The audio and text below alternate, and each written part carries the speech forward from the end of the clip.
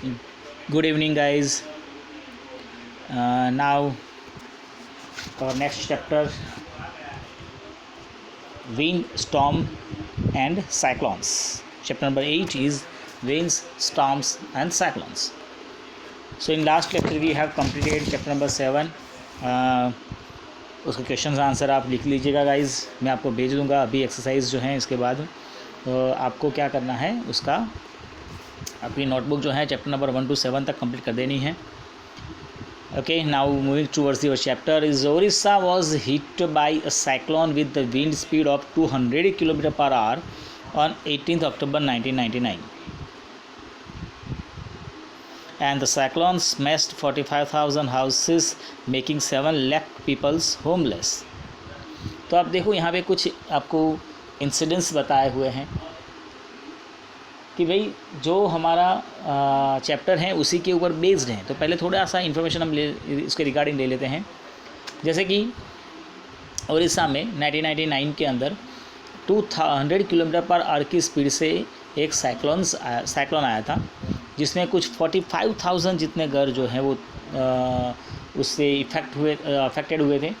And the thing is that more like 7 lakh people वो homeless हो चुके थे, मतलब उनका घर जो था उससे अफेक्ट हो चुका था। Same way on the 29th October, ये 18th अक्टूबर की बात है। फिर 29 October a second cyclone with the wind speed of 260 km/h hit Odisha again. अभी पहले में से तो बाहर निकले भी नहीं थे कि उसी मंथ के 29th डेट को फिर से एक साइक्लोन आया, 260 km/h की स्पीड से ये आया था। And it was accompanied by the water waves about 9 metre heights. और उस के साथ साथ जो समंदर में जो वेव्स आते हैं उनकी हाइट कुछ 9 मीटर तक थी।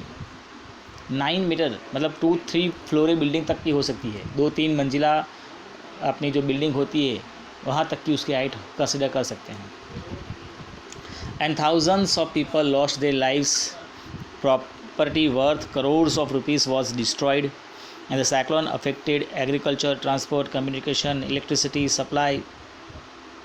ठीक है, तो इससे बहुत बड़ी ये दुर्घटना थी जिसमें लगभग उड़ीसा को हिला के रख दिया कि 2 साइक्लोन विद इन 15 डेज़, एक 18th को आया और एक 29th को आया, मतलब 11th डे में।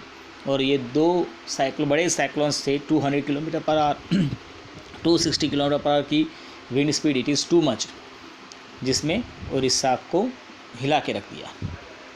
आप देख सकते हैं यहाँ पर एक सैटेलाइट इमेज दिया है जिसमें आप ये जो वाइट कलर का या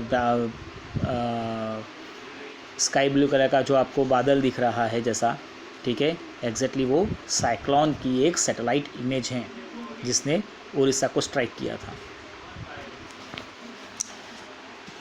but now the thing is that कि व्हाट आर साइक्लोन्स, जिसके बारे में हम बात कर रहे हैं, एग्जैक्टली ये है क्या, किस तरह से वो बनते हैं, and why are they so destructive, ये इतने डिस्ट्रक्टिव भी क्यों होते हैं।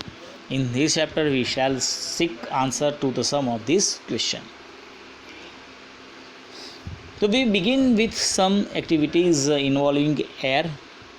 इन these activities we'll clarify some basic features concerning a cyclone. So before we begin, remember that the moving air is called wind। देखो wind और air में क्या फ़र्क है।